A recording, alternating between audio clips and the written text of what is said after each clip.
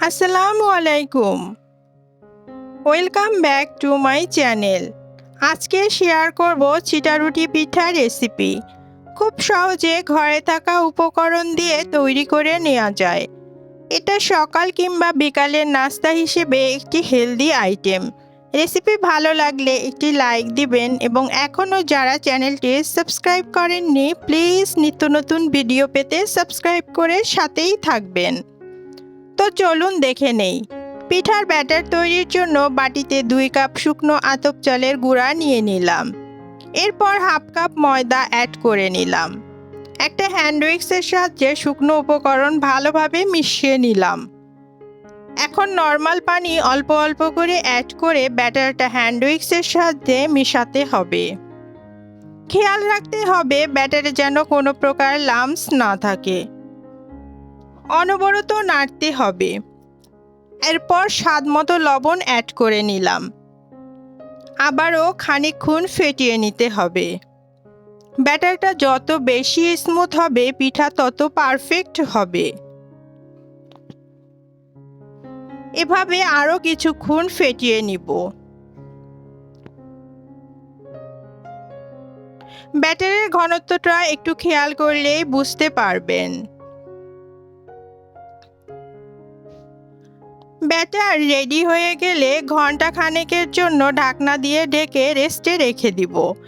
এবার ব্যাটারটা ব্লেন্ডারে একটু ব্লেন্ড করে নিব যাতে ব্যাটারটা স্মুথ হয়, এতে করে পিঠাগুলো ভালো হবে।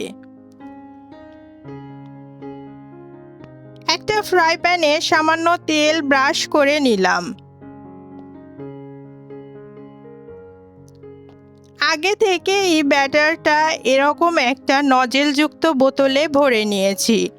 এবার বোতলটা ঘুরিয়ে ঘুরিয়ে ব্যাটার ছিটাতে হবে। চাইলে এই কাজটি হাত দিয়েও ছিটিয়ে ছিটিয়ে করতে পারেন। এভাবে ছিটানোর পরে ঢাকনা দিয়ে ঢেকে 30 সেকেন্ডের মতো ঢেকে রেখে দিতে হবে।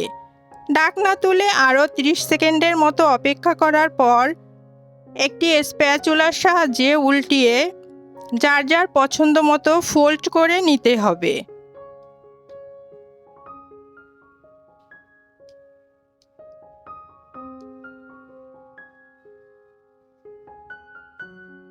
দেখুন পিঠাটা হয়ে গেছে, আমি তুলে নিচ্ছি। এভাবে একইভাবে সবগুলো পিঠা বানিয়ে নিব। আমার চ্যানেলে আরও অনেক পিঠার রেসিপি দেয়া আছে, চাইলে আপনারা দেখে নিতে পারেন।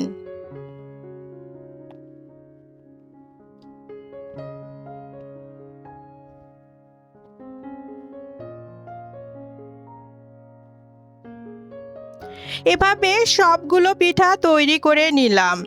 এবারে পরিবেশন করে দেখাচ্ছি যে কতটা সুন্দর হয়েছে। এটা যে কোনো মাংসের ঝোলের সাথে খেতে ভীষণ মজার। সকাল কিংবা বিকালের নাস্তা হিসেবে পরিবেশন করতে পারেন। আশা করছি রেসিপিটি ভালো লেগেছে। বাসায় অবশ্যই এভাবে ট্রাই করবেন এবং কমেন্টের মাধ্যমে জানাতে পারেন। ভিডিওটিতে একটি লাইক দিবেন এবং চ্যানেলটি সাবস্ক্রাইব করে সাপোর্ট করবেন। পরবর্তী নিত্য নতুন রেসিপি দেখার জন্য অপেক্ষা করবেন। আল্লাহ হাফেজ।